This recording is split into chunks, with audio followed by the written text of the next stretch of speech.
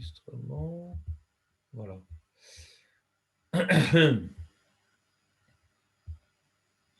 קהל הדת ישראל אמור להכריז דרך נציגיו כלפי עצמו, כי הוא אומר לך לכל ברכה חומרית אך ורק מאת השם. Donc, il reprend.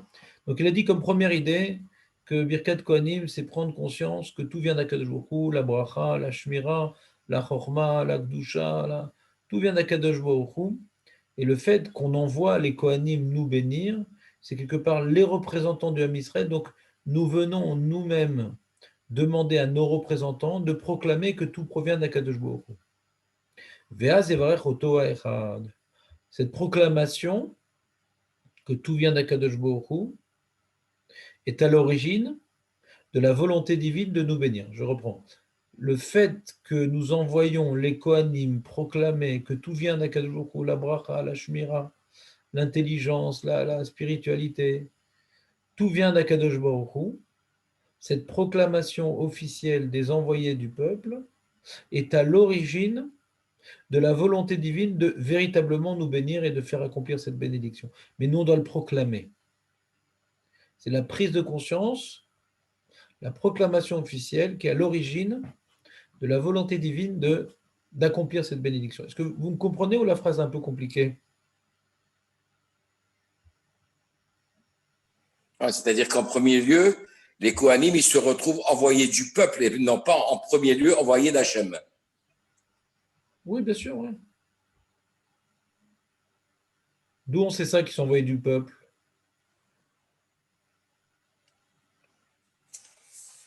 D'où on voit qu'ils sont envoyés du peuple? Ils sont envoyés par le peuple, qui sont les représentants du peuple. C'est quoi la preuve? Qui servent dans le Beth Amikdash. Je sais pas, t'es déjà été au Beth Amikdash, toi, Jonathan? Je sais pas, je comprends pas le rapport. Je suis en train de parler de Birkat Kohanim, là. Je parle de Birkat Kohanim, je dis d'où on voit que dans Birkat Kohanim, les Kohanim sont envoyés par le peuple. Parce qu'on les appelle. Voilà. On dit Kohanim. Et si on ne dit pas Kohanim, ils ne montent pas. Ils ne peuvent pas faire leur bracha si on ne dit pas Kohanim. C'est clair? Non? Oui, oui. On avait vu ça ensemble, non? Je ne crois pas, non. On l'a vu, on l'a revu, on l'a survu. Et je ne sais pas si tu étais présent à tous les cours, José, mais je n'ai pas l'ombre d'un. Ouais. Ok,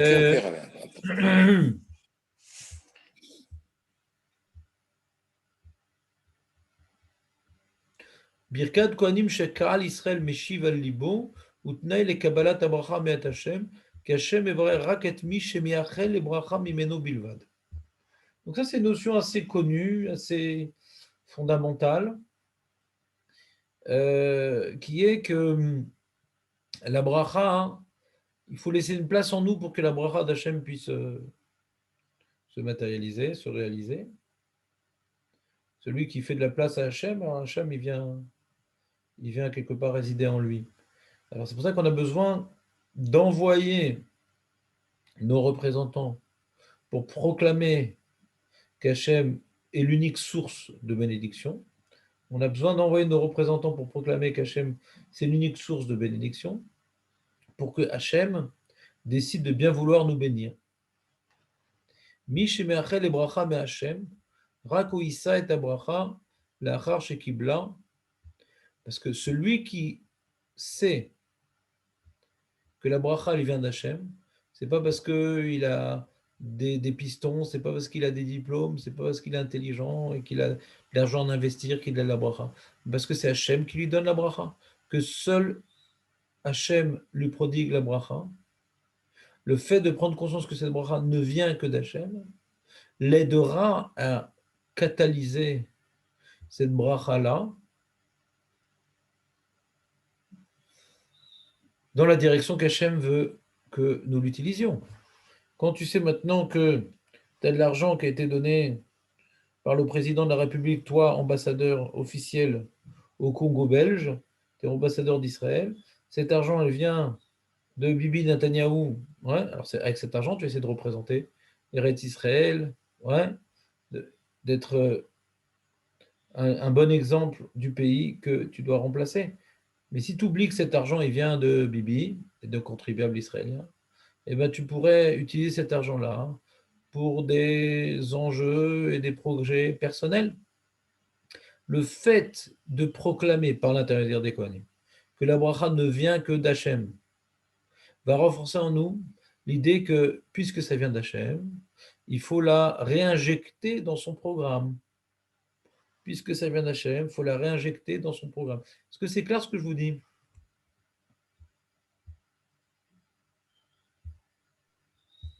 Vous pouvez Oui. dire non, vous pouvez dire non, il n'y a pas de problème. Je suis là pas pour parler, mais que pour que vous compreniez. C'est clair pour tout le monde? Jonathan, c'est quoi cette tête un peu penchée sur le côté? Serait-ce les sources d'un torticolis dissimulé? C'est quoi ton problème, Jonathan? C'est pas clair? Ah, c'est clair. Ah, super. Tout vient d'Hachem, mais bon. Pourquoi Non. ça en particulier? Ah, t'as rien compris alors.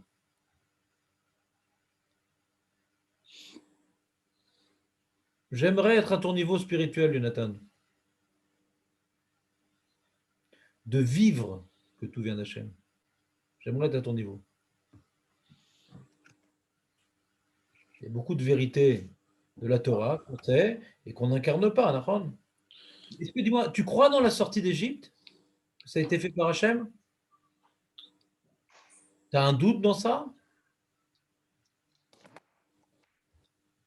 Tu as un doute que Hachem nous a sortis d'Égypte? Alors pourquoi tu lis chaque année la paracha? Pourquoi tu fais la Gada de Pessah chaque année? Tu es exempté, parce que tu le sais. Ah bon, il y a à savoir, il y a le vivre aussi. Voilà, donc c'est exactement ce que je viens de te dire. Que de savoir philosophiquement que tout vient d'Hachem, ouais, je pense que c'est les Juifs le savent, Hum. un peu religieux le savent, mais il y a des mitzvot qui nous permettent de focaliser sur cela. Et pas uniquement que ce soit une connaissance vague dans un décor intellectuel farfelu. Donc là, Birkat Kohanim, voilà, ou Mevarer, ou Shomer, ou Poterta Sechel, ou Zé, ou Zé, ou Zé. Et quand tu prends conscience que tu as fini ton Amida, bien entendu, qui était dirigé par le fait que tout vient d'Akadosh Baruch Hu, pour ça que tu lui demandes 19 choses différentes et complémentaires, ouais, parce que tout vient de lui. Alors maintenant, on vient demander quelque part à Hachem qui vienne nous accorder sa bénédiction après cet effort de focaliser sur l'unicité divine qui vient maintenant prodiguer à l'individu et au peuple tout le nécessaire et bien au-delà. Après avoir fini cette avoda de prise de conscience que tout vient d'Hachem, on vient demander au Kohanim de proclamer de manière succincte cette foi, ouais, et cette proclamation réalisée par nos envoyés nous fait comprendre conscience de manière supplémentaire. Ce n'est pas la seule façon de prendre conscience. On a dit la Hamida déjà a participé à ce projet. Le Kriyat Shema a participé à ce projet. Toute notre avoda participe à ce projet. Et ça renforce cette foi qui doit brûler en nous que tout provient d'Akadosh Baruch Hu.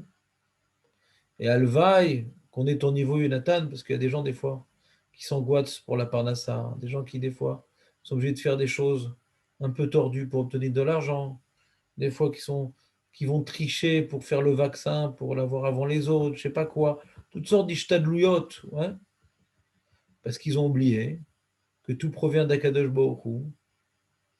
Et puisqu'ils ont oublié que tout provient d'Akadosh Baruch Hu, ils vont utiliser des intermédiaires pas toujours, ouais, correspondant aux valeurs divines pour obtenir des choses que Hachem pourrait facilement nous le donner sans passer par ces moyens qu'il n'accepte pas trop ou des fois qu'il prohibe. Donc, elle vaille que nous puissions vivre cette véracité que tout provient d'Akadosh Baruch Hu, parce que les implications sont infinies. Si maintenant on est conscient, au jour le jour, ouais, que tout vient d'Akadosh Baruch Hu, eh bien, on devrait normalement courir après la Parnassa avec une confiance et ne jamais penser obtenir une Parnassa sans obéir à la volonté divine et ne jamais dépenser cette Parnassa, ouais, en allant à l'encontre de la volonté divine. Et pourtant, malheureusement, ça existe. Des gens qui sont religieux, des gens qui croient et qui savent que tout provient d'Akadosh Baruch Hu, mais dès qu'on arrive à leur vie personnelle, dès qu'on arrive à des questions, ouais, qui sont souvent source de soucis, tels que la parnassa, la santé, la réussite, et bien là, hein, malheureusement, le fait que toute cette bracha ne provient que d'Akadosh Baruch Hu et qu'il n'y a aucune autre source possible, eh bien, ça s'estompe vite dans le décor tumultueux de mes problèmes personnels. Donc, c'est encore un moyen supplémentaire, Birkat Kohanim, pour insister sur le fait que le Yudke Vafke, qui est répété à 3 reprises dans ces 3 versets, ouais, constitue l'unique et seule source de tout. Et c'est nous envoyons nos représentants le proclamer pour renforcer en nous cette foi. Et grâce au fait que nous renforçons cette foi, eh bien, nous saurons plus facilement réinjecter toute la bracha qu'Hachem va nous prodiguer dans la bonne direction. Et puisque nous saurons, écoutez bien la dernière phrase, puisque cela va nous renforcer pour réinjecter la bracha dans la bonne direction, dans celle qu'Hachem attend de nous. Donc c'est pour ça que ça a apporté la bracha aussi. Hachem peut nous donner la bracha parce que nous nous engageons quelque part, de manière tacite, à reconnaître qu'elle vient de lui et à réinjecter dans ses projets. Donc Hachem, il pourra plus facilement nous donner une belle bracha puisqu'elle ne va pas être gaspillée ou détournée vers des desseins illicites.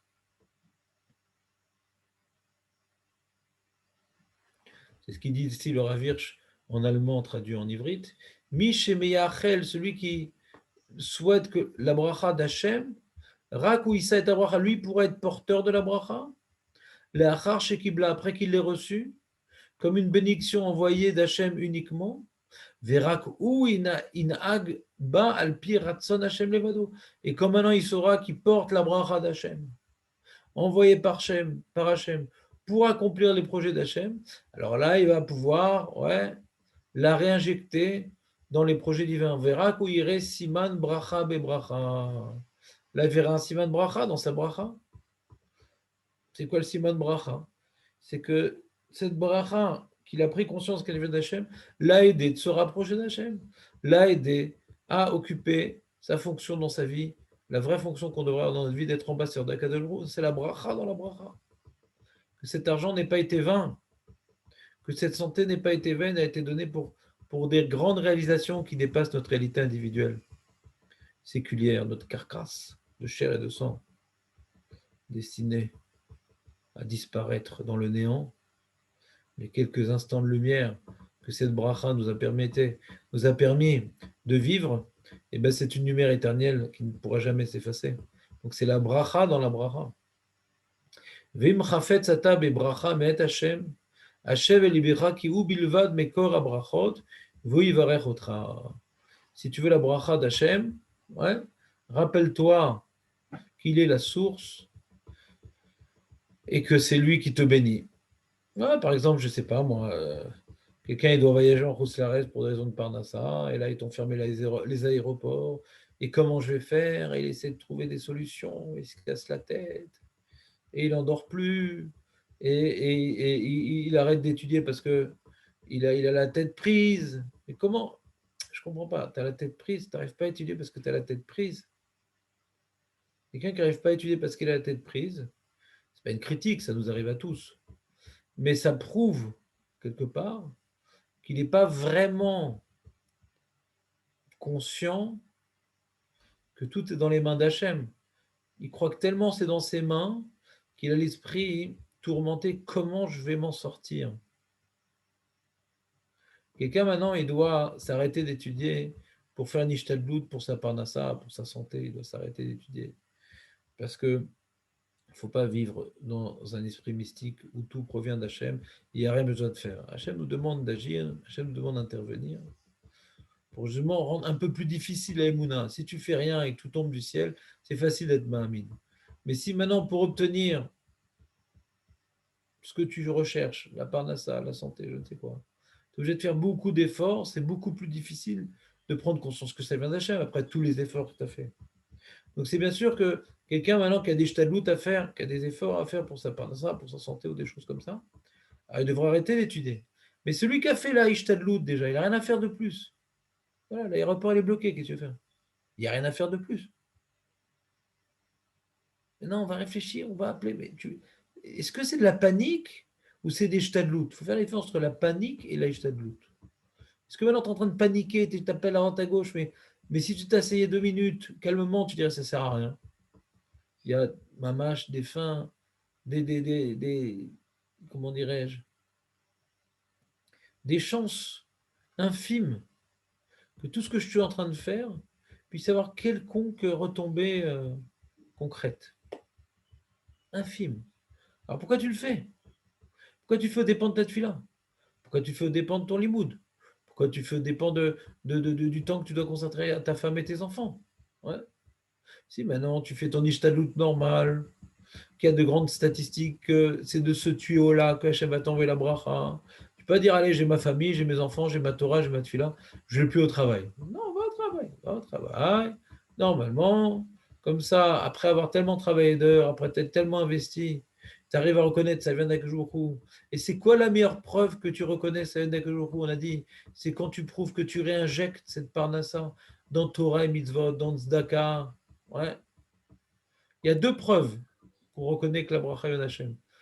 Dans quoi on réinjecte, ce qu'on vient de parler à l'instant, et le calme quand le tuyau est bouché. Birkat Kohanim, c'est genre une piqûre d'Emouna quotidienne.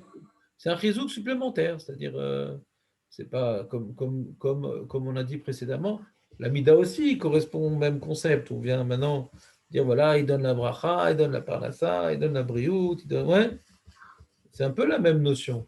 Mais là, c'est de manière synthétique, c'est-à-dire, de manière synthétique, la bracha, la shmira, la chokhma, la shrina, de manière synthétique.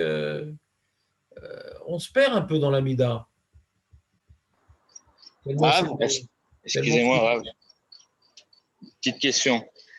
Est-ce que la Hamida, quand même, elle est venue bien après par rapport au Birkat Kohanim? Chazak, ouais. C'est-à-dire, tu parles d'après le Ramban. D'après le Rambam, la tfila, c'est d'Oraïta. Ouais. On en a parlé ce vendredi. La tfila, c'est d'Oraïta. D'accord? Et alors, quel était le texte que le Ham Israël disait avant la Takana de Anshek Knesset Agdola qui ont institué les 18 bénédictions qui sont devenues les 19 bénédictions sous Shmuel HaKatan? Eh bien, le texte de Raïta, il était, d'après le Rambam, constitué de 3 éléments. On commence par un jvar, une glorification à Dieu. On fait une bakasha, plusieurs, combien tu veux. Et on finit par une oda'a, ouais, par un remerciement.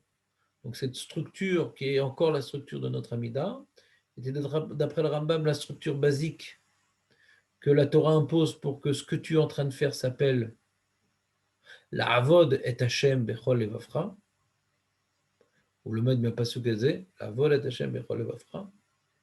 Mais c'est la Avod. La tefila, c'est pas les vakesh, c'est la Avod. La tefila, c'est pas les vakesh, c'est la Avod. Donc pour que ça puisse s'appeler une Avoda, ça doit commencer par un jvar, par une bakasha et par une oda. Cette bakasha-là, c'est pas que maintenant je prends Hachem comme étant une tirelire vers laquelle je me tourne quand j'en ai besoin. Ouais. C'est que je viens maintenant reconnaître qu'il est le Tout-Puissant et pour pouvoir intégrer, pour pouvoir matérialiser dans mon esprit, que ce soit un peu plus concret, qu'il est le Tout-Puissant, mais c'est à lui que je m'adresse. Si c'est le Tout-Puissant et après je pleurniche chez le médecin pour qu'il me guérisse ou chez le banquier pour qu'il me fasse un prêt, ouais, et que j'en oublie même que Hachem a une part dans cette histoire-là. Donc bon, c'est sympathique de dire qu'il est le Tout-Puissant. Comme ça, tu n'es pas un apikoros, mais tu n'es pas encore un Mahamine. Parce que si tu es Mahamine, quand tu dis qu'il est Tout-Puissant, alors par conséquent, tu lui demandes des choses.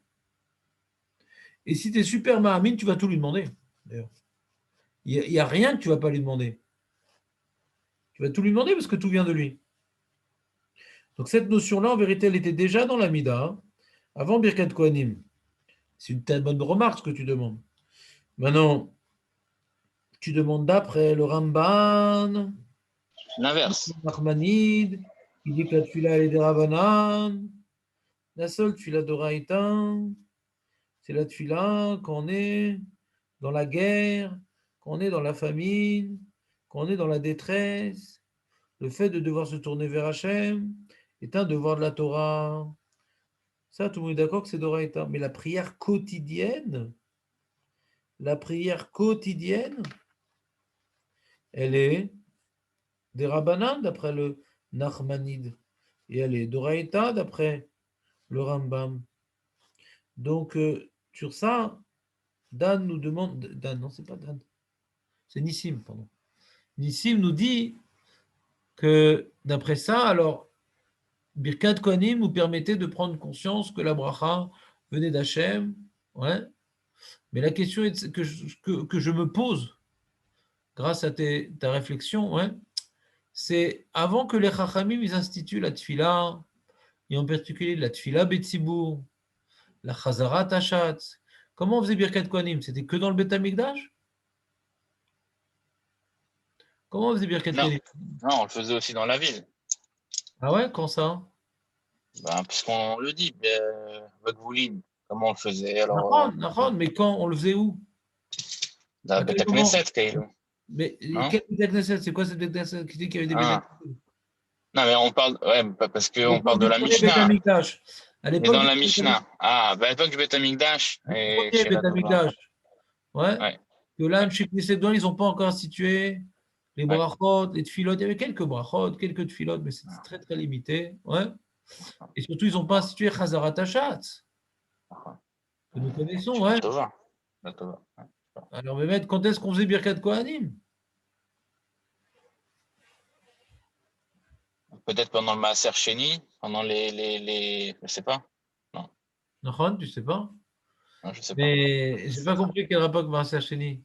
Non, parce que j'essaie de penser quand est-ce qu'on faisait des prières, Bichutz Lamikdash. Non, mais nous, on avait vu que, tu vois, Birkat Kohanim, ça garde la structure comme dans le Beth Amikdash, c'est-à-dire Il que faut une avoda, quoi. il y a une avoda, et en conclusion d'une avoda, alors, on fait Birkat Kohanim. Alors, Ah, il n'y avait pas tellement de Beth Knesset à l'époque du premier Beth Amikdash.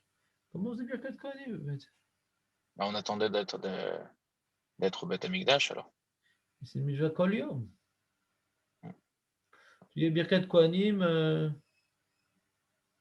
bon, c'est une bonne question, j'ai honte de ne pas avoir Non, su la rechercher avant le cours, mais c'est une bonne remarque. Il faudrait que je recherche ce point-là. Je ne suis pas sûr de trouver, mais voir si quelqu'un a parlé de ça. M'a couru à l'époque du premier Beth Amikdash, Birkat Kohanim. Attends, j'ai un livre pas mal.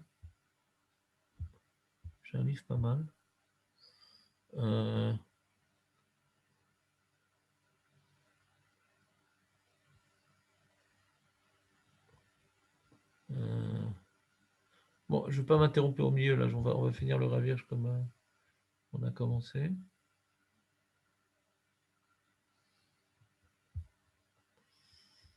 Attends une seconde, alors comment je fais?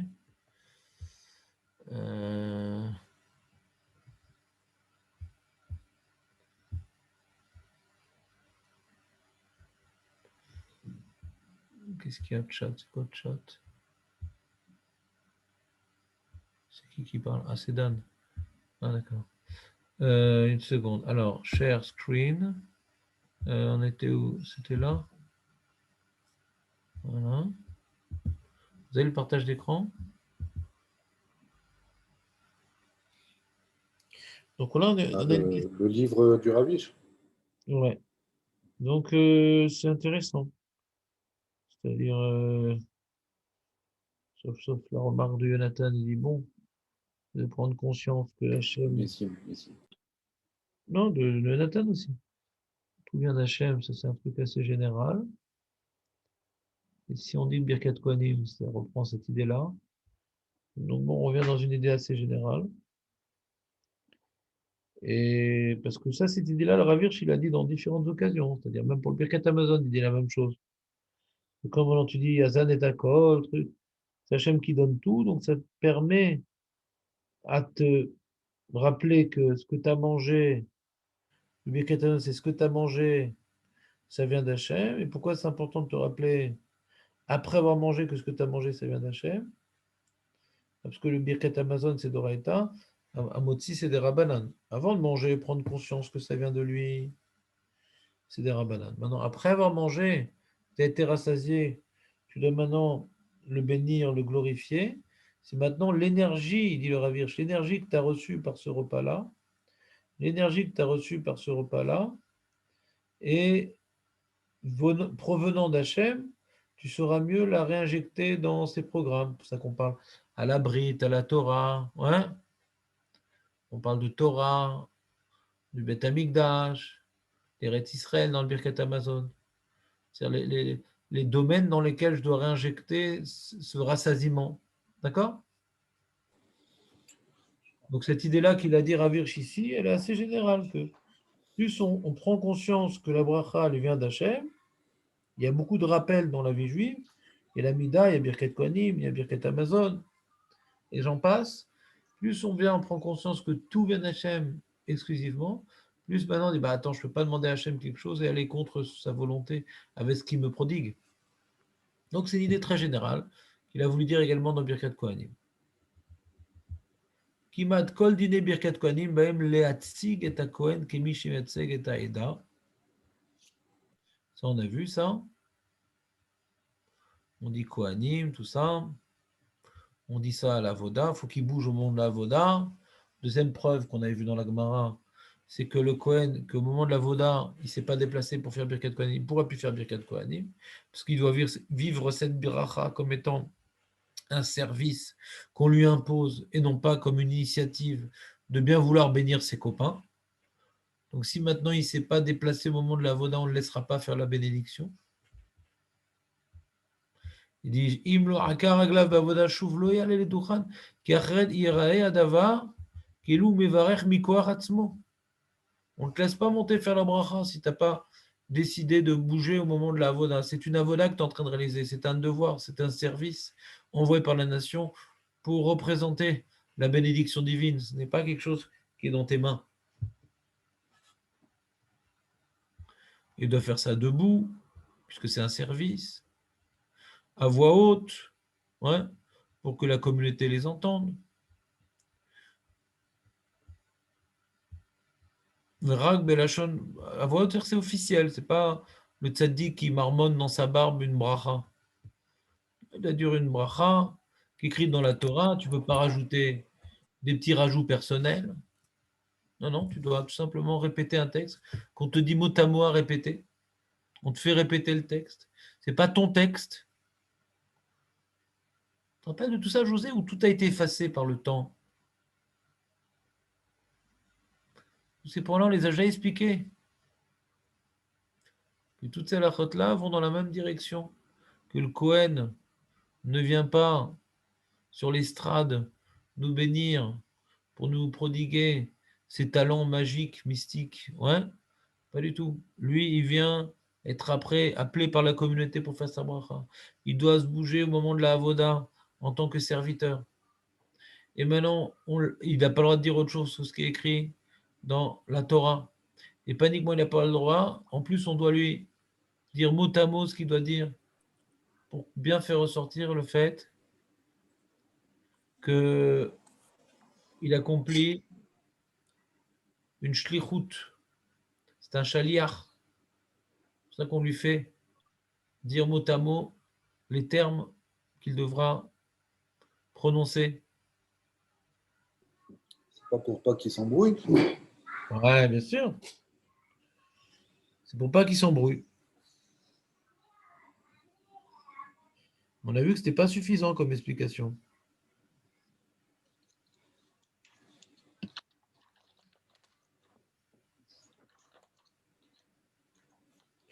On a vu que c'était pas suffisant comme explication puisque c'était un. On apprend ça d'un passouk qui est mort la haine. Non? Tu te rappelles pas? C'est pas une takana des Rabbanan de peur. Bon, on apprend ça que c'est la tsoura de cette tsoura-là, il faut dire. Et mort la haine? Non? Ça vous dit rien ce que je suis en train de dire? Dan Azria qui est sans écran. Tu as le micro par contre? Oui, oui, j'ai le micro, ouais. Ça prend plus de gigas, le micro? Voilà, moi, non, je pense pas que le son, ça va. Le son. Tu es d'accord avec moi que c'était. On n'avait Oui, pas dit oui, je me rappelle, comme tu dis, ouais, ouais, qu'un Morlem, on apprend un enfant. on apprend c'est une dracha, quoi.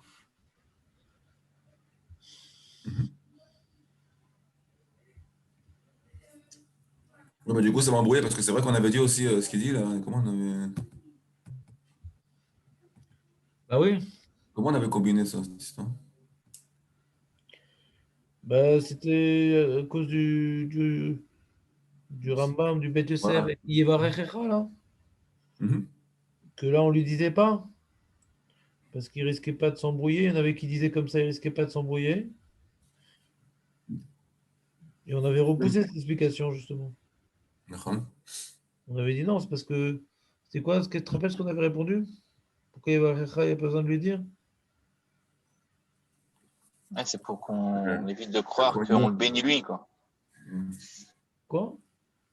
Pour éviter de croire qu'on le bénit lui. Il va écrire parce que comme il est tout seul. Je m'embrouille. Ça répond à quelle question, Nissim, ce que tu dis? Parce que je vois pas par rapport à ma question, je comprends pas ta réponse. Tu réponds à Non, quelle question, là? Non, parce qu'on disait le Hémor Lahem. Et pourquoi donc le Hémor Lahem, il vient de la Torah. Donc ça veut bien dire que la Torah, elle veut qu'on dise le pasouk, mot à mot, au Ouais, Kohen. bien, très bien. D'accord. Donc maintenant, effectivement, on avait un autre avis qui disait qu'il fallait leur dire pour éviter qu'ils se trompent. D'accord. Donc d'où ça vient, ça? Ça, c'est ça la question. Pourquoi on a cette peur? Non. Ouais. Alors, qu'est-ce que tu réponds? Alors je réponds pourquoi on a cette peur. Parce que, en fait, en gros, parce qu'on se dit il était peut-être sous pression, quoi, devant le Kahal ou comme ça. Donc on l'aide, mais par contre, il y avait un problème s'il était tout seul ou s'il était plusieurs. Ils sont plusieurs. C'est-à-dire qu'on fait une adaptation par rapport au fait, ce qu'on lui dit, on adapte en fonction du nombre de Kohanim qu'il y a sur la bima. Non? Ou pas? Ou peut-être je me. C'est pas lié. Ouais.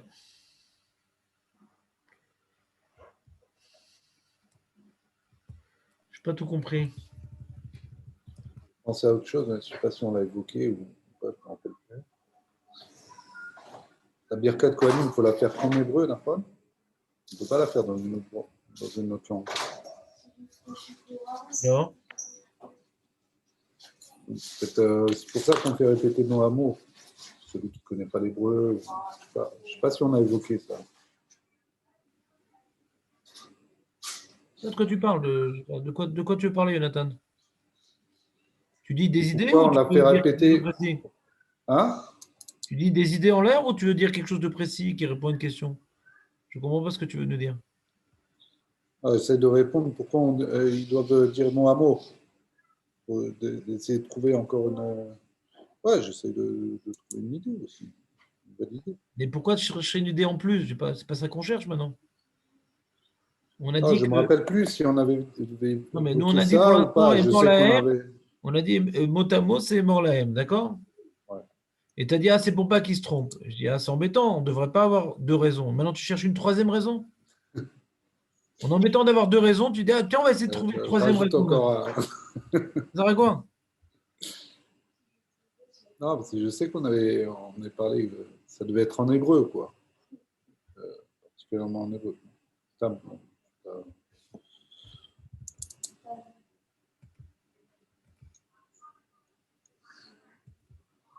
On va dire à Virch, pourquoi le Yevarechecha? Il n'y a pas besoin de leur dire avant, parce qu'on a déjà dit Kohanim. Donc, puisque l'enjeu de dire mot à mot, c'est pour pas qu'ils sentent, c'est moi qui vous bénis les mecs, à plat ventre. Alors, dis non, c'est pas toi, c'est nos envoyés, c'est-à-dire c'est Hachem qui nous bénit, et tu proclames notre volonté d'être béni d'Hachem. Donc, il faut bien comprendre que tu es notre envoyé, donc on te dit Kohanim, on te dit mot à mot, ouais, etc. Et puisque quand on te dit Kohanim, ça vient bien montrer que tu es les envoyés du Kahal. Donc sur le premier mot que tu dis Yevarechecha, c'est clair que ce mot-là, tu ne l'as pas dit toi-même puisqu'on t'a dit Kohanim. Mais pour renforcer cette idée, sur les mots qui vont suivre, on va comment dirais-je, les souffler au Kohanim. Le premier, c'est pas la peine, parce qu'on a déjà dit Kohanim avant. Comme ça, il expliquera Virch. Et c'est pour ça que le minag des Tunisiens, et je ne sais pas qui encore, que Yevarechecha, ils le disent sans qu'on les ait soufflés, c'est quand ils sont plusieurs Kohanim. Parce que s'il est un Kohen tout seul, il va dire le Shar Tzibour Yevarechecha, et le Kohen, il va dire, il va répéter après Yevarechecha. Pourquoi? Alors on comprend d'après Ravirch, pourquoi quand il est seul, il dira, on lui soufflera Yevarechecha. Mais quand il est deux, on lui soufflera pas Yevarechecha. Parce que quand ils sont deux, puisqu'on dit Kohanim, donc on l'a appelé, on lui a montré sa position d'envoyé par l'appel Kohanim. Mais quand il est seul, puisqu'on ne dit pas Kohanim, on ne l'appelle pas. Donc il faut lui dire Yevarechecha pour bien lui faire comprendre dès le début de sa phrase qu'il est notre envoyé. Mais si on explique, comme certains, ils ont voulu dire que Yevarechecha, il ne s'embrouille pas. Parce que c'est le premier mot, il ne s'embrouille pas. Alors pourquoi une différence entre quand tu es un Kohen ou quand tu es plus que deux? Quand il est un Kohen, alors il s'embrouille plus que quand il est deux. Donc elle tient pas la raison. Il s'embrouille pas. Bon, je suis pas né pour couper des têtes. Ouais. On peut toujours trouver des réponses, Nissim, quand on a de l'imagination. Je peux te dire, non, quand il est seul, il y a plus de chances qu'il ne connaisse pas du tout la bracha. Mais quand ils sont plusieurs, il y en a sûrement qui connaissent la bracha. Donc, il y a deux bonnes raisons qu'ils ne s'embrouillent pas. C'est le premier mot, ils sont plusieurs. Je peux toujours sauver les opinions. répéter ce que l'autre dit. Mais la question est de savoir où c'est écrit pour pas qu'ils s'embrouillent. Il faut commencer déjà au début du système. Est-ce que Birklal, c'est une raison qui est évoquée dans la Gemara, où c'est écrit ce truc-là? Est-ce qu'on peut s'en sortir sans évoquer du tout cette raison-là d'embrouillade? Du Rambam, oui, parce que le Rambam, il présente ça comme étant Emorlaim, il ne dit pas pour pas qu'il se trompe. Donc ça semble être une marloquette, ouais. Et on n'est pas obligé de passer par l'explication que Dan nous a rappelé, que la raison pourquoi on leur souffle, c'est pour pas qu'ils s'embrouillent. On n'est pas obligé de passer par cette explication. Elle est ramenée dans la Gemara, c'est ça d'explication. C'est vrai que les Rishonim qui en parlent. Mais non, c'était ramené dans la Gemara, je n'aurais pas dit que c'est marloquette Rishonim. Attends. Si c'était rapporté dans la Gemara, le Rambam, il n'aurait pas dit ça. Yud Dalet Gimel, tu vois, c'est Rambam. Yud Dalet Gimel.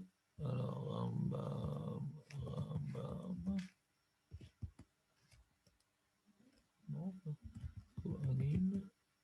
Yud Dalet. Il y a quelque chose ou pas? J'ai rien trouvé. Bah ouais. C'est normal. Pourquoi il trouve ce que je lui demande de chercher? Voilà, c'est là.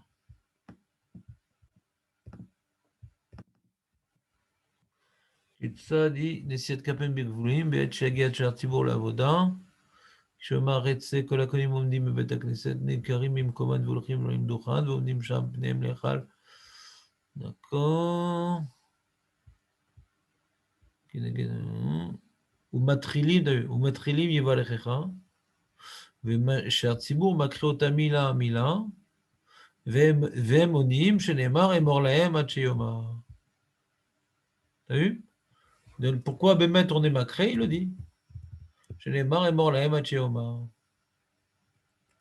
וכשמשלימים פסוק ראשון כל המונים אמן. C'est bon? Ça c'est le Rambam. Très bien. Non. Référence, tac.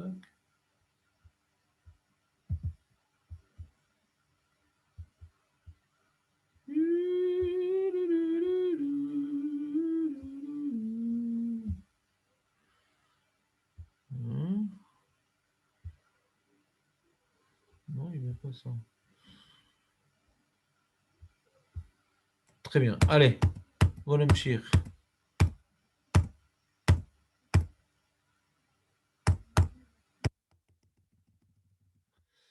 Alors, partage d'écran.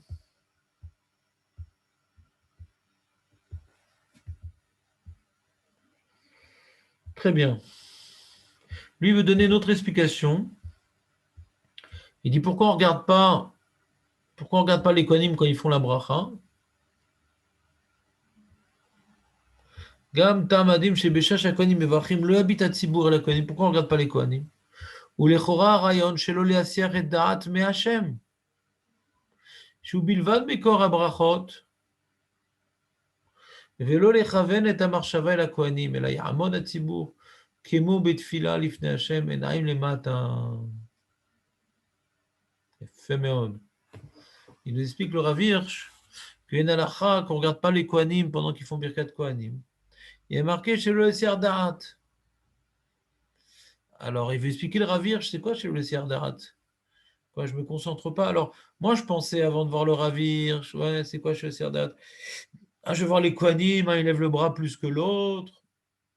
Ils vont se bousculer. C'est comme il y a 2 Shabbats, je pense, j'étais à la synagogue. Là-bas, il y avait des enfants qui sont montés des petits bar mitzvah comme ça pour faire Birkat Kohanim. Il n'y avait pas que, mais il y avait aussi les parents. Et bon, c'était un enfant hyper actif. Et c'était rigolo. J'ai eu du mal à me concentrer pendant le Birkat Kohanim. Parce qu'il faisait tomber les talit des autres, il les poussait, il leur donnait des coups de coude dans les côtes. Ouais. Et il a bien profité de sa position de Cohen pour mettre de l'ambiance. Et moi, je pensais donc, avant d'avoir étudié ce Rav Hirsch, que bon, il ne faut pas regarder les Kohanim, parce que on a l'impression qu'il y a des fantômes, ça nous fait rêver de les regarder, etc. Des fois, de regarder des choses comme ça peut nous déconcentrer. Alors, je me demandais, c'est bizarre, mais des fois, au contraire, si je regarde les Kohanim, j'aime mieux se concentrer sur ce qu'ils disent, si je regarde les Kohanim. Bah, c'est quoi ce Esiar Da'at? Alors lui, il explique, le Rav Hirsch, non, c'est pas Esiar Da'at, parce que je ne vais pas me concentrer. Esiar Da'at d'Hachem. Que si je regarde les Kohanim, je pourrais m'imaginer que la bracha, elle vient d'eux. Tu regardes en bas, comme pendant la tefila, que tu regardes en bas pour une sorte d'humilité devant ta position devant le roi des rois. Tu regardes en bas dans ton amida, tu ne lèves pas les yeux au ciel. En Père Birkat Kohanim, tu baisses les yeux également comme dans l'amida, parce que tu es devant Hachem et c'est Hachem qui te bénit, la même idée. Sympa ça, non? Tu as compris ce que je viens de dire ou ça arrive? Très bien. Ici. C'était bien quand même. Et après, il fait sa synthèse des 3 brachot. C'est assez proche de ce qu'il a dit dans le Chumash, mais je vais vous le lire quand même parce qu'il le présente sous un autre aspect un petit peu beaucoup plus synthétique. Donc, premier pasuk, Yivarechecha Hashem v'yishmerecha Hashem rak u levado, donc c'est l'idée qu'il a développée dans son commentaire ici. Rak u levado yachol levarech otra le'anik lecha kol tov haaretz v'nechassim chomrim ki hakol shelo. Yivarechecha Hashem, il va te bénir Hashem, il n'y a que lui qui peut donner un bracha. Ou yanik lecha otam, rak u yachol lishmor otra v'et nechasecha v'yishmerecha, il va te donner un bracha c'est lui qui peut donner un bracha, seul lui peut donner un bracha. C'est lui qui peut te garder et qui peut garder tes biens. Shmor Hashem otra et nechasecha lemorot iru ariutam ale adamot. Malgré les impondérables de notre vie séculière, les surprises, ou Ishmor otam gambet chez yufredu mimcha. Il va te protéger. Même lorsque tu vas être séparé de ces biens matériels, Hachem, il peut te protéger avec les biens que tu as obtenus, sans les biens que tu as obtenus. Ugam ishmorcha lebal temotet otam bemoyadecha beitgaber alecha yitzrecha. Il va te protéger même quand tu vas avoir un élan de Yetzer Hara en toi. Ouais, il va te protéger quand il va les... Parce que ce qui se passe, c'est quand maintenant qu'elle est Yetzer Hara, Hachem, il lui enlève la bracha pour pas qu'il s'éclate complètement dans son Yetzer Hara. Il va te protéger même quand tu vas être agressé par ton Yetzer Hara. T'as vu, Shmerecha les bal temotet otam bemoyadecha beitgaber alecha yitzrecha.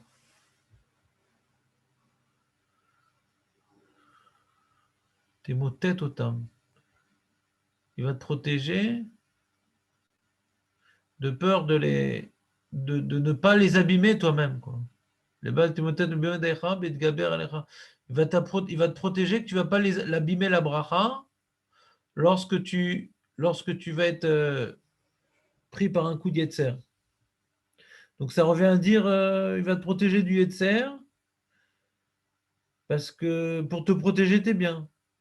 Parce que si tu laisses, si tu fais pas de clin d'œil pour donner les outils de lutter contre ton Yetzer, et ben ton Yetzer va faire que Chazeshom, tu vas fauter, et si tu fautes, tu vas enlever la bracha.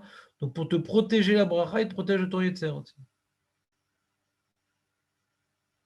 Tu comprends un peu? C'est un peu ce qu'il avait dit. Dans le Chumash, c'est un peu plus clair, je pense. Il protège de ton Yetzer pour protéger la bracha. Parce que si ton Yetzer Hara, si tu te laisses aller à ton Yetzer Hara, alors Hachem va t'envoyer la bracha. Allez, ça c'était la première bracha. Dans vos résumés, ceux qui l'ont fait, Kol HaKavod. Dis-moi, Nissim, tu étais là la semaine dernière, Nissim, ou pas? J'étais là, mais j'ai dû partir un peu plus tôt. Tu m'as pas envoyé ton résumé des... Ah, j'ai pas écouté, il y avait un devoir. Donc tu ne rattrapes pas alors le YouTube du cours. Ah, Khazak, ça, j'ai pas pu être machine. Mais c'est prévu. C'est prévu. Donc je vais peut-être l'envoyer cette semaine. C'était l'explication des 3 bénédictions du Ravir la semaine dernière. Ah, c'était très bien, mais c'était un peu compliqué. C'était un peu compliqué. C'est pour ça que j'ai pas pu terminer en plus. Parce qu'après, j'ai dû partir sur d'autres choses. Mais Bezrat Hashem, je vais revenir dessus. C'est dommage parce que quand tu écoutes Birkat Kohanim, il aurait été tout à fait convenable. Ah, mais j'ai compris. Je me suis arrêté aux 2 premières. La troisième, j'ai pas encore. Comment tu as compris la deuxième? Tiens, parce qu'on va te faire un terreau surprise. Il a fait. Yair Hashem Panav. C'est-à-dire qu'en fait, Hashem, il va s'éclairer à toi. Il va s'éclairer à toi. En fait, il va éclairer ses actes, plutôt, en fait. Et il va éclairer ses actes pour que tu comprennes. Pour que tu comprennes, en fait, ce qu'il fait. Pour que tu comprennes ce qu'il fait. Et donc, en fait, c'est plus on avait parlé de spiritualité, beaucoup plus spirituelle que la première. La première, elle est matérielle. Intellectuelle. Est-ce que c'est spirituel? Intellectuel. Voilà. Dans le sens, je peux comprendre ce qui se passe. Je peux comprendre. Mais pour savoir réinjecter la bracha dans la bonne direction, il faut que je comprenne ce qu'Hachem il attend de moi. Mais on avait dit que la troisième, c'était la jonction des deux. La jonction du matériel. Non, la conséquence. La conséquence. La conséquence. Alors, c'est quoi la conséquence de quoi? La conséquence c'est la conséquence des deux. D'accord, j'ai compris. Mais donc, en fait, il y avait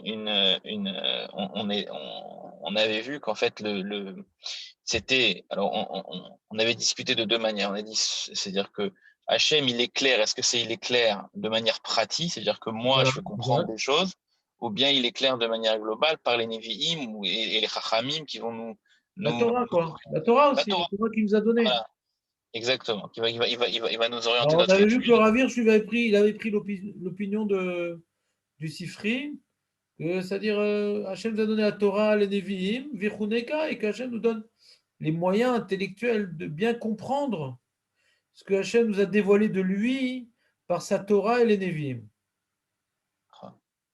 Et on avait dit que dans la lecture littérale du verset, ça je vous le répète parce que dans vos résumés, ce n'était pas clairement, pour la plupart, pratiquement tous, vous n'avez pas très bien compris la nuance que j'ai essayé de vous expliquer entre le pshat que je voulais dire et ce que Ravirch lui-même disait. Ravirch, je reprends, écoutez-moi bien parce que ce point, dans vos résumés qui étaient très bien faits pour la plupart, ce point-là, hein, vous avez du mal à l'exprimer ou à le rédiger. Je pense que je n'ai pas dû être assez clair, bien entendu. Peu importe les raisons. En tout cas, maintenant, réparons. Essayons de donner un peu plus de clarté à l'énoncé de la semaine dernière. Je vois que Nissim, il a bien chopé le truc. C'est qu'on avait donc une lecture de Ravirch imprégnée du Sifri, des Chachamim, que Yaher, Hachem, Panav, Elecha, c'est Hachem, il a donné la Torah, les Nevi'im. Il a déjà dévoilé les voies à suivre, puis Choneka, et qui nous donne les moyens de pouvoir bien comprendre ce qu'il nous a déjà dévoilé. Alors j'ai dit dans le chat, c'est un peu difficile parce que Yaher, c'est un souhait. Yaher, c'est une dynamique vers l'avenir, c'est pas quelque chose qui s'est déjà réalisé. C'est de la manière comment Yevalechecha, Hachem va te bénir, donc c'est quelque chose qu'on attend, qu'on souhaite. Hier, c'est quelque chose qu'on attend, qu'on souhaite. Donc c'est quoi Yaher? C'est pas quelque chose de hier. Altikra, Yaher et la hier. Non, c'est pas hier. Yaher, c'est que Hachem, c'est clair, mais clair. Ouais. Alors, comment Hachem il peut s'éclairer à moi, hein? Alors, si on veut rester très très proche du Ravir, je veux dire que Hachem me donne des rabbanim qui vont permettre de bien comprendre la Torah. Mais ça ne suffit pas. Vechuneka, je vais avoir les rabbanim, il faut qu'Hachem me donne le potentiel, ouais, de bien noter ce qu'ils ont dit, de bien réviser, de bien me rappeler, de bien interpréter. Vechuneka, c'est ce qui est dans mes mains. Il y a R, c'est ce qu'on m'apporte. D'accord? Alors, est-ce que c'est apporté par un texte ancestral? C'est ce qu'a l'air de dire Avirch avec la Torah et les Nevi'im. Sur ça, j'ai une difficulté de lecture. Je ne sais pas si c'est ça qu'il veut dire, mais j'ai l'impression. Donc j'ai dit, ou bien tu dis, Yaher que Hachem s'éclaire à moi par des rabbanim, par des bons shurim. Ça peut être ça, ouais. Avoir des bons intermédiaires. Ou bien tout simplement un truc encore plus mystique que dans la vie, Hachem il montre le chemin, ouais. Parce que cette fois-ci, ça n'a pas marché, cette fois-ci, ça a marché. Donc il m'ouvre les yeux quelque part, il m'éclaire dans ma vie personnelle. Il intervient pour me montrer les voies à suivre. Des fois par le châtiment, plus souvent par la récompense, ou des fois des clins d'œil. Ouais. Puis Tom, j'ouvre un livre, je tombe sur la notion que j'avais besoin de comprendre, que j'avais besoin d'étudier, que j'avais besoin de méditer. Ouais. Donc, le Ravir explique à quoi bon la bracha et la chimera, hein, si je ne sais pas dans quelle direction je dois la réinjecter. Donc, il y a air complète. Donne-moi la bracha et qu'elle perdure, c'est pas la bracha, afin que je puisse les réinjecter dans tes voies. Donc, ouvre-moi les yeux, donne-moi, ouvre-moi, dévoile-toi à moi par ta Torah, par les Chachamim, par les rabbins, par des interventions cachées dans ma vie. Aide-moi à les comprendre pour que la bracha que j'ai demandé en premier verset et que je veux qu'elle perdure, qu'elle puisse être, comment dire, réinjectée dans la bonne direction. Sinon, à quoi bon recevoir la bracha? Ma betsa, il dit, à quoi ça sert? Bechol nirse aretz ve'achomer, imlo tire auto idbar bechol asher u natan u mekayem. Imlo taret retsono bema ou leshama ou natan lecha et akol. À quoi bon toutes ces richesses si Hachem ne montre pas, ouais, sa volonté, dans quoi et vers quoi je dois les exploiter? Mi achol ha'er et tenecha la vie d'être imlo ou beatzmo, et qui c'est qui peut, qui c'est qui pourrait te dévoiler sa volonté si ce n'est que lui-même?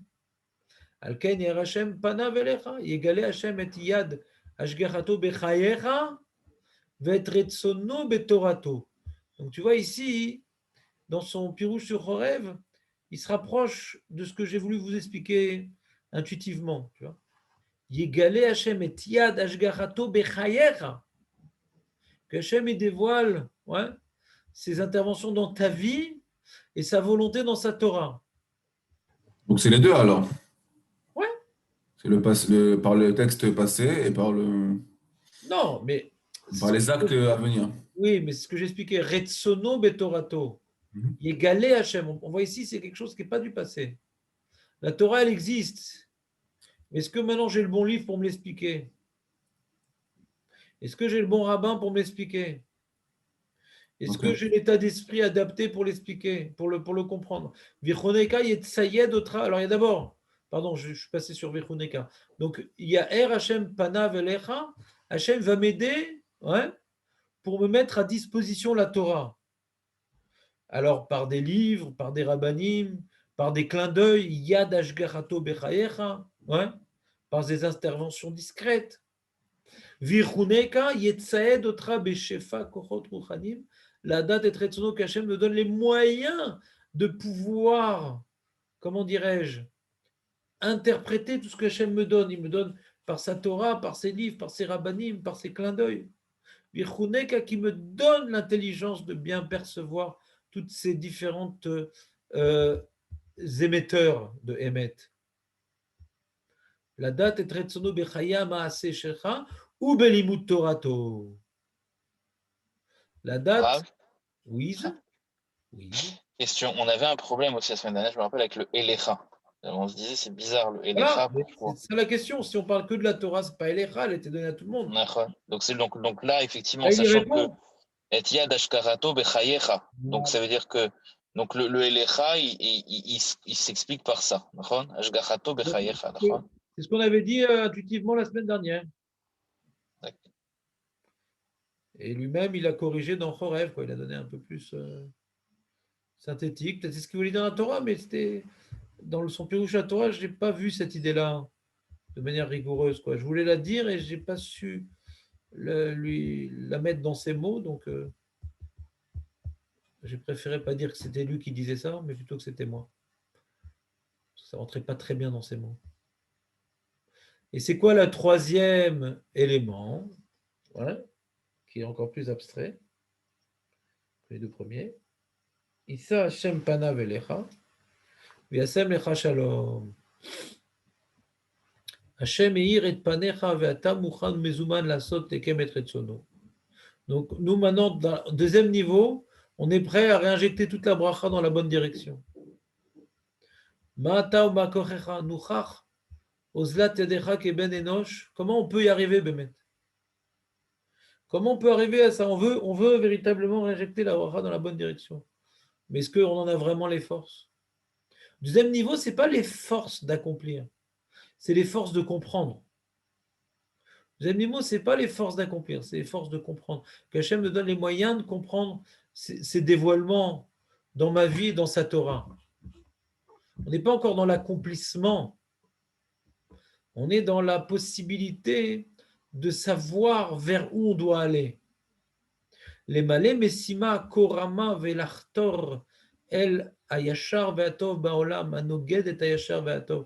Comment on peut arriver véritablement à réaliser ce projet d'accomplir la volonté divine et d'y injecter toute la bracha qu'il nous a donnée dans ce monde, de pouvoir vivre avec le yashar et le tov, de pouvoir vivre avec la droiture et les bonnes valeurs dans ce monde qui ne nous dévoile que l'inverse, l'injustice et la tricherie.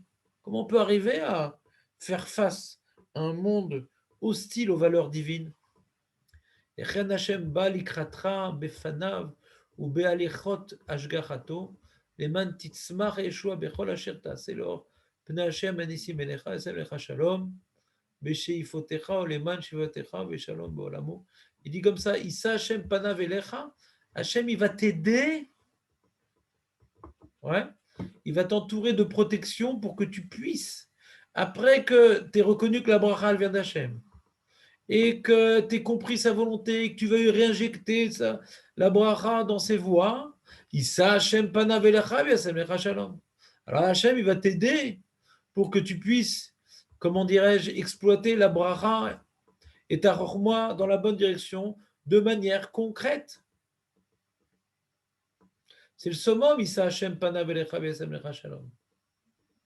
C'est que nous puissions véritablement bénéficier et de la bracha et de la rochma et de nos bonnes volontés d'avancer dans la bonne direction. Ouais. Et pour ça, on a un monde tellement hostile, on a une réalité de la vie tellement qui semble s'opposer aux valeurs divines et à sa volonté et aux mitzvot, qu'on a besoin maintenant que Hachem se tourne vers moi, m'entoure de protection et m'aide à accomplir tout cela. Vous voyez ce que je veux dire ou pas? C'est un peu différent de ce qu'il a dit sur la Torah, je pense.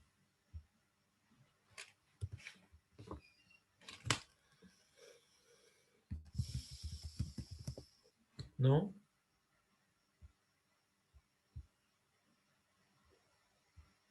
On n'avait pas dit exactement ça, nous. Ouais.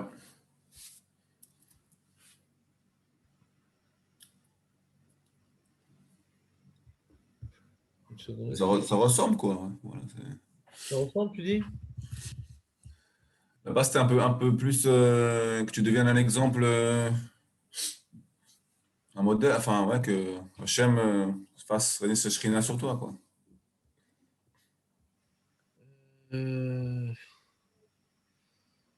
Ouais. Ouais. Attends une seconde. Où est-ce qu'ils sont dans ces mots? Voilà, c'est là.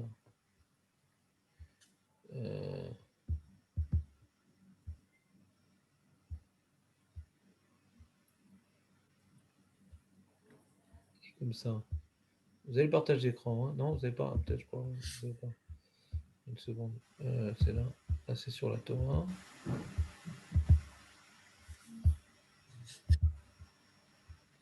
Mashmot abracha i kirvat Hashem niskeba im nitzalnu kelacha et kol harechush hachomri varuchani.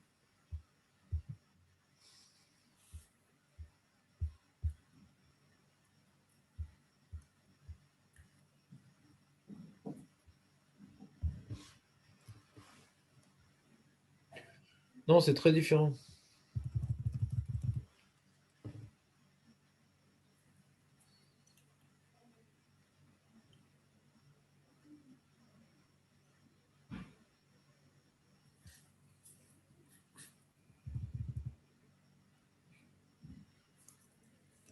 Là, c'était plus, tu deviens, comme tu dis souvent, un reflet de la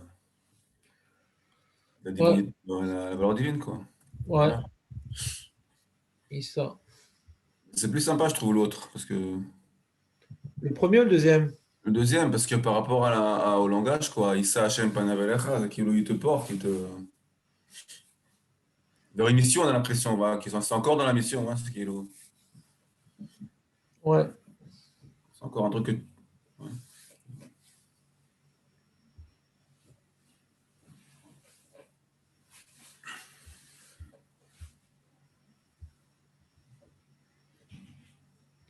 Les man Yerouim, les Kirvat Hashem, c'est dans lui, Issa Hashem. Ouais, Issa Hashem, c'est une bakasha, c'est pas une totsa. Ouais.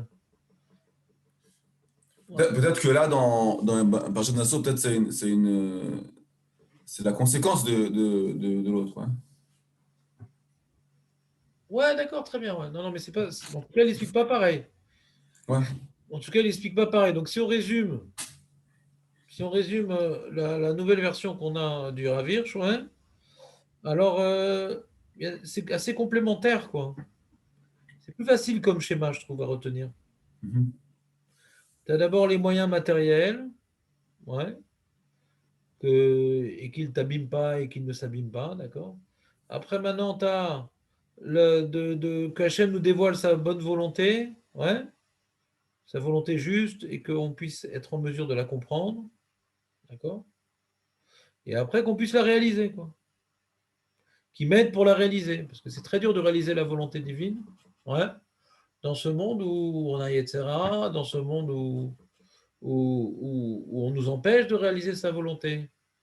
Ouais. Ve'asim lecha shalom. Alors, qu'est-ce qu'il dit sur Ve'asim lecha shalom? Une seconde, il dit Ve'asim lecha shalom, Ve'shifatecha, Leman Sheifotecha, Ve'shalom Be'olamo. Je ne sais pas comment c'est dire quoi ça. Ve'asim lecha shalom, Be'sheifotecha, ou Leman Sheifotecha. Qui te mettent le shalom dans tes sheifot et pour tes sheifot, et le shalom dans son monde.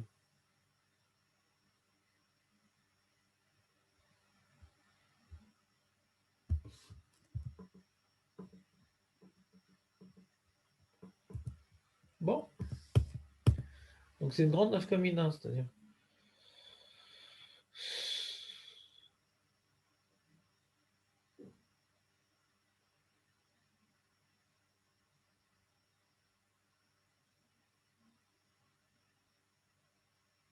Avec le shalom de tes sheifot, t'as dit? Ouais, le Rav Hirsch, il dit ça. Regarde, je vais te refaire un nouveau partage d'écran. Où il est? Ok. Kassim lecha shalom, b'sheifotecha, ou leman sheifotecha, v'shalom be'olamo.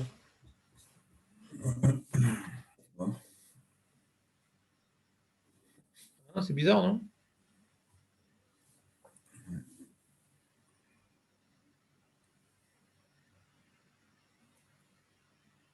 Bon, en tout cas, résumons. Moi, j'ai une idée ici. J'aimerais rajouter une petite idée sur Rav Hirsch, mais je vais d'abord faire un petit résumé. Ouais. Donc, donc, on a dit, il y a d'abord qu'Hachem nous donne les moyens matériels, qu'il les conserve, ensuite qu'il nous donne, qu'il nous dévoile ses voies, que nous soyons en mesure de bien les comprendre. Et troisième verset, ouais, et qui nous aide pour vivre selon les valeurs dans ce monde-ci, sans être agressé, sans être menacé, sans être pris en otage par le Yetzirara, ouais, qui nous aide pour que ces biens-là et notre compréhension de la direction dans laquelle il faut les injecter, elles puissent se réaliser vraiment, d'accord? Ve'asim lecha shalom, et mettre pour toi le shalom. Alors, shalom, bon, alors on peut comprendre de différentes manières le shalom, parce que c'est quand même assez important cette notion du shalom. Ça fait une semaine que je réfléchis un peu à cette notion du shalom, parce que chaque jour, quand on dit la bracha de sim shalom et tout, bracha, Tamo Israël, Be Shalom, Ba Shalom.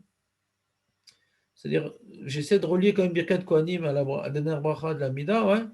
J'ai un petit peu du mal, quoi. C'est-à-dire, c'est quoi ce truc de Shalom, quoi? C'est quoi ce truc-là de.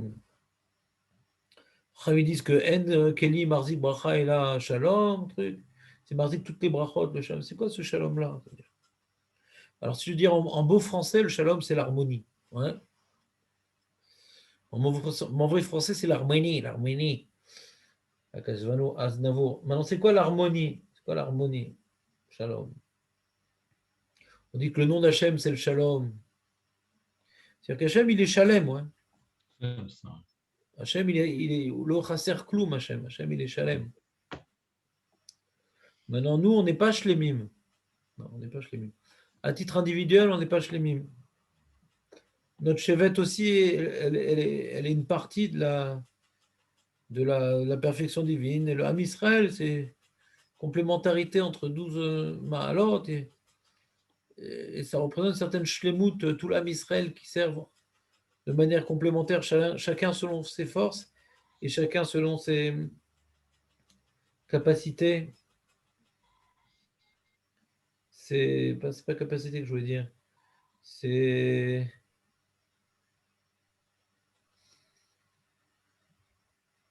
sa Aptitude. sa spécificité. Chacun a une spécificité. Chacun a une spécificité. Chacun doit être shalem dans une Nekuda. Dans tout, on ne peut pas être Shalem. Et quand maintenant on a reçu une bracha, chacun va recevoir une bracha différente selon la mission qu'il devra accomplir. Et que Hachem va nous éclairer chacun, Hachem va éclairer chacun ce qu'il a besoin de faire à titre individuel. On doit faire les 113 mitzvot. Il y en a beaucoup moins quand il n'y a pas de Beth Amikdash. Mais même à l'époque du Beth Amikdash, il y a des mitzvot qui concernent que les Kohanim, qui concernent que si. Mais bon, on doit faire un certain nombre de mitzvot. Toutes les mitzvot qui nous sont données, on peut dire non, moi c'est pas mon travail, ça. Non, on doit faire toutes les mitzvot. Mais dans quel domaine maintenant je vais mettre le paquet? Est-ce que c'est dans le chesed? Est-ce que c'est dans la Torah? Est-ce que c'est dans l'enseignement? Est-ce que c'est dans la gentillesse, dans le social? Je ne sais pas moi. On doit tous maintenant chercher sa voie. Et dans le Yaher, Hachem Panav, ça inclut cette notion-là que je suis en train de vous dire maintenant. Pas uniquement qu'Hachem me permette de comprendre le Chumash et la Gemara et le Shulchan Aruch, comme ce qu'on avait cru qu'il voulait dire la semaine dernière le Rav Hirsch, mais que les clins d'œil qu'on dit qu'Hachem il intervient dans ma vie, il n'intervient pas dans ma vie stam parce que j'ai besoin de savoir avec qui je me marie et dans quelle école je vais mettre mes enfants. Ça ne se limite pas à des carrefours comme ça. On a des carrefours dans la vie, on a besoin d'un petit clin d'œil divin pour savoir quoi faire, des fois. Non, ça va plus loin que ça. C'est-à-dire qu'il va arriver un certain nombre d'événements dans la vie redondants, qui se répètent, qui nous montrent ce pourquoi on doit, en effet, dans quelle valeur particulièrement on doit s'investir. Dans quel domaine on a une certaine facilité et on s'épanouit dans notre avodat Hashem dans ce domaine-là. Ça inclut dans le Vayaher Hashem Panav, qui nous éclaire dans quel domaine on doit maintenant se réaliser, sur lequel on doit mettre l'accent. Yasem Lecha Shalom. Et Hachem, il mettra sur toi, donc, quand tu arriveras à ça, tu seras une partie du Shalom en vérité. Ce n'est pas uniquement une protection, le Shalom, comme ce qui semble dire le Rav Hirsch sur le Chumash. Il dit Yasem Lecha Shem B'Sheifotecha, Oleman Sheifotecha B'Shalom Be'olamo. Tu vois ce qu'il veut dire? Est-ce que je vais expliquer ici, Dan? Qui mettent que tu es un Shalom dans tes Sheifot. Et pour tes Sheifot, et que tu amènes un Shalom dans son monde. Tu comprends comment je veux interpréter Rav Hirsch ou pas? Ouais. Quelque part, on parle du but, quoi. Du but de notre vie. Nous, on a tous un but à remplir sur Terre. Chacun d'entre nous. Chacun, il a une aptitude que l'autre n'a pas. Chacun, il doit faire un Kiddush Hashem que l'autre ne peut pas faire. Moi, je sais qu'il y a des domaines dans lesquels je ne peux pas faire tellement de Kiddush Hashem parce que je me sens limité. Alors, j'essaie de ne pas faire trop de bêtises dans ces domaines-là. Mais faire un Kiddush Hashem, je dis bon, je sens que ce n'est pas tellement ma part dans mon avodat Hashem parce que je me bats avec ça et donc mon but, c'est de ne pas transgresser, on va dire. Mais il y a des domaines où j'ai plus de facilité. Alors dans ça, je vais essayer d'exceller. Et après, donc, 50 ans d'Avodat Hashem, 60 ans d'Avodat Hashem, 70 ans et plus d'Avodat Hashem, je devrais arriver normalement à un résultat impressionnant si j'ai su m'investir dans un domaine où j'ai certaines aptitudes et une spécificité adaptée à mes forces et à mon passé et à mes expériences et à ma destinée. Donc je devrais arriver à être un morceau de shlemut dans ce domaine-là. Je devrais incarner une certaine facette divine dans ce domaine-là. Donc tous les biens qu'Hachem m'apporte, toute la shmira qu'Hachem m'apporte, tous les dévoilements qu'il me fait dans ma vie et l'intelligence qu'il me donne pour y arriver, et que je puisse travailler, Issa Hashem Panav Elecha, je puisse travailler à réinjecter tout ça dans ma vie pour arriver au summum et Yasem Lecha Shalom, que je puisse arriver à une partie de la shlemut que je peux incarner. Vezeh Amatara, Zeh Shlemut. Vous avez suivi ou pas? Non? Ici, Rav. Et donc, c'est ce qu'on voit dans c'est ce qu'on voit dans la tefila, Sim Shalom, Tova Bracha, c'est Shalom, c'est-à-dire la bracha qu'on veut avoir, l'âme Israël, il veut avoir la bracha du Shalom, une bracha qui puisse amener au Shalom, c'est-à-dire qui puisse nous amener à la Shlemut, qui puisse nous amener à refléter une partie de la Shlemut d'Hachem, chacun selon ses capacités, ses aptitudes, ses spécificités. Shalom. Donc c'est une bracha en plus dans l'Amida, elle concerne le but. C'est-à-dire tout ce qu'on a fait dans l'Amida, on a parlé des moyens matériels, spirituels, ouais. On a demandé toutes sortes de choses dans l'Amida. La dernière bracha, on demande le but, que tout ça puisse participer au but de nous arriver à une certaine shlemut. Et c'est Birkat Kohanim. Birkat Kohanim résume ces 3 étapes. Il y a le matériel, le spirituel et le but. Le but, c'est de pouvoir incarner cette shlemut. Vous me suivez ou pas? Juste une question, Rav. Excusez-moi. Mais même Quand 2, on c'est dit... possible. Ah, merci, Rav. Mm. Quand on dit Sim Shalom, on demande ça à Kadosh Baruch Hu qui nous donne cette Ouais. shlemut, Ouais. alors que le travail il vient de nous. Alors, c'est quoi? C'est Je ne sais pas si on lui demande, parce que marqué Ve'asim lecha shalom, j'ai l'impression que c'est tout ça, tu vois. Que le début de la bracha, qu'on dit Issam Hashem panav elecha, ça c'est le bakasha. Que Hashem, il m'accompagne dans ma vie pour m'aider, ouais, à la réalisation de mes projets spirituels qui sont contre nature. La nature du monde, elle s'oppose au spirituel. La nature du monde, elle s'oppose à la justice. La nature du monde, elle s'oppose à l'honnêteté. Tout nous pousse à être malhonnête, tout nous pousse à être tordu, parce que c'est comme ça qu'on gagne de l'argent, c'est comme ça qu'on arrive à avoir de la protection, des amis, des trucs. Donc Hachem, il se tourne vers moi pour m'aider à accomplir mes projets, parce que sans son intervention, je peux avoir les plus grandes chéifotes du monde, je ne pourrais jamais les réaliser. Et il faut que je puisse trouver une parnassa où je peux malgré tout être honnête, où je n'ai pas besoin de mentir, je n'ai pas besoin d'être confronté à des femmes. Toutes ces chéifotes que j'ai, ça ne suffit pas de dire qu'Hachem me donne la bracha, la shmira, que je comprenne ses voix et que j'ai compris ses voix et tout, que je ne dois pas être en yéroute, que je ne dois pas voler. Et Issa Hachem panavelera, qu'Hachem il se tourne vers toi pour t'aider véritablement. Donc ça c'est une demande. Viasem lecha shalom. Et que là, c'est une conclusion et c'est une petite demande aussi, c'est-à-dire après tout ça, hein, tu devrais te rapprocher de ton shalom et qu'Hachem il t'aide à. Tout est en direction de ce shalom-là. C'est-à-dire, tu demandes que tout ça, ça puisse véritablement t'amener à accomplir ta mission qui est d'apporter une partie de shalom au monde et d'accomplir ta petite part de shlemut que l'âme Israël doit avoir à cette époque-là, dans l'histoire de l'âme Israël. Tu as quelque chose à apporter. Chacun, il a quelque chose à apporter.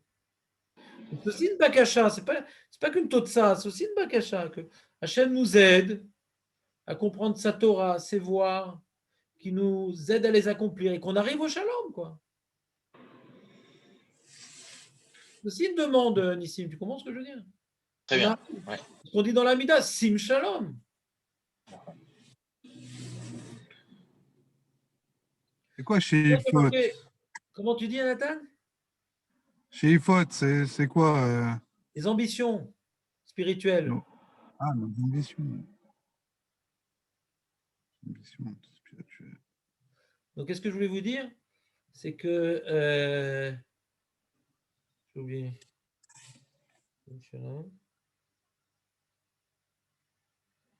C'est ce qu'on dit, c'est que le Birkat Kohanim, ils mettent le nom d'Hachem sur nous.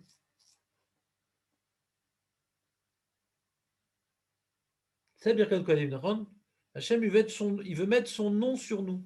C'est-à-dire, quand il va mettre son nom sur nous, c'est-à-dire que quand chaque juif, il incarne la shlemut selon ses forces, ouais, et selon la mission qui lui a été donnée, alors il y a une partie du nom d'Hachem qui est sur lui, quelque part. C'est la Birkat Kohanim. Nous rappeler qu'on a le nom d'Hachem qui doit reposer sur nous. On est Merkava la Shrina.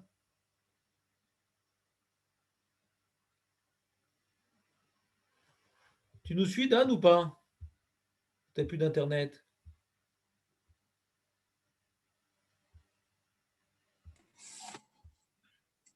Vous aviez dit dans le Yehudi, il y a le nom d'Hachem. Il manque juste le Vav, la petite barre du He, dans le Dalet. Alors, qu'est-ce que tu fais? C'est le coup de barre du C'est pas juif? ça que vous aviez. Quand le C'est juif pas il a vous un coup qui de aviez barre, dit alors ça? il n'incarne plus Hachem? Non, justement, qu'on arrive à faire le lien entre le bas et le haut, à faire le Vav, alors il y a le nom d'Hachem qui apparaît C'est moi qui ai dit ça, ça me dans le m'étonnerait. Yehudi. Non, ça C'est c'est pas vous ça. qui avez dit ça? Ah non, c'est pas bon. Je sais pas où j'ai entendu ça. Non, non, c'est pas moi ça. Non, je dis pas que c'est faux, mais c'est peut-être vrai, quoi, dans le meilleur des cas. C'est joli, quoi, c'est un joli vort. Ouais. Ça illustre quelque chose, mais c'est pas une preuve. Razak. Très bien, viens, on fait un peu de Gemara quand même. Ça te chauffe? Je pense qu'on a fini Birkat Kohanim, le texte. Ouais, c'est-à-dire d'après Ravirch, encore une fois, ouais. D'après Ravirch, on a approfondi pour comprendre ce qu'il voulait dire Ravirch et comment ça s'inscrivait dans le Passouk et comment ça s'inscrivait dans la Tfila. C'est ça qu'on a fait comme travail. Maintenant, il y a d'autres approches. Si j'ai le temps, je vous les proposerai ultérieurement. Ouais. Mais déjà, on a fait un truc, au lieu de faire plein de trucs, on a fait un truc, Be'iyun. Ouais. C'est comme ça qu'il faut faire. Au lieu de tout voir et rien voir, il faut voir un truc, Adasov. Il y a des Sheilot, il y a des trucs, non mais c'est-à-dire, c'est pas. Au niveau du Pshat, il y a quelques Sheilot que je ne vous ai pas encore vraiment dit, mais c'est l'idée, je pense que l'idée du Ravirch, elle est vraie.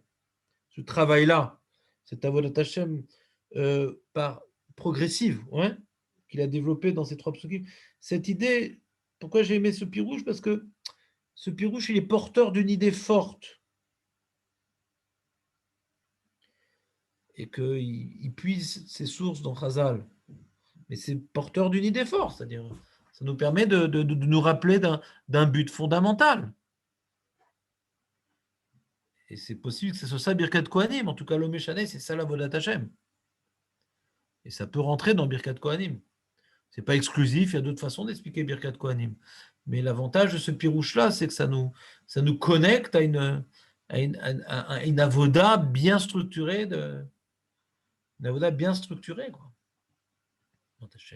Donc là, on va faire une petite pause, je vais prendre un petit café, restez en ligne, ouais, et on va faire un peu de Gemara après. Petit Kawasaki.